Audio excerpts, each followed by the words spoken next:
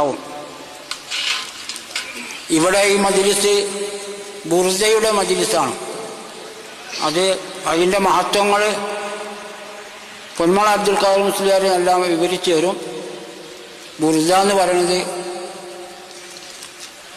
നമ്മളെല്ലാവരും പല രോഗമുണ്ടാവുമ്പോൾ ചെല്ലുന്ന ഒരു ബൈത്താണ്. ഈ രോഗശമനം അള്ളാഹു തരലും ഉണ്ട്. അത് മാത്രമല്ല, അതിൻ്റെ ഉള്ളിൽ റസൂലുള്ളാഹി സ്വല്ലല്ലാഹു അലൈഹി വസല്ലം തങ്ങൾ തൃപ്തിപ്പെട്ട ഒരു കാവ്യമാണ് എന്നാണ് പറയപ്പെടുന്നത്. വമബ്ലഗുൽ ഇൽമി ഫീഹി അന്നഹു ബശറുൻ. മഹാനായ ബുസൂരി ഇമാമ് റസൂലുള്ളാഹിനെ പറ്റി കീർത്തന നടത്തിക്കൊണ്ട് പറഞ്ഞു, വമബ്ലഗുൽ ഇൽമി ഫീഹി അന്നഹു ബശറുൻ.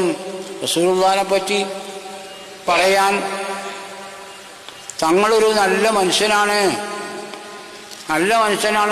സാധാരണ മനുഷ്യനല്ല എന്നിങ്ങനെ പറഞ്ഞു വെച്ചു. അപ്പോൾ റസൂൽ തന്നെ പറഞ്ഞു കൊടുത്തു എന്നാണ് പറയണത്. വഅന്നഹു ഖൈറു ഖൽഖില്ലാഹി കുല്ലിഹിം. തങ്ങൾ ആരാണ്? എല്ലാ പടപ്പുകളിൽ വെച്ചും ഖൈറായവരാണ് എന്നാണ് റസൂൽ പറഞ്ഞു കൊടുത്തു. അപ്പോൾ റസൂലുള്ളാഹിക്ക് വലിയ തൃപ്തിപ്പെട്ടു എന്നാണ് നമുക്കതുകൊണ്ട് മനസ്സിലാവുന്നത്.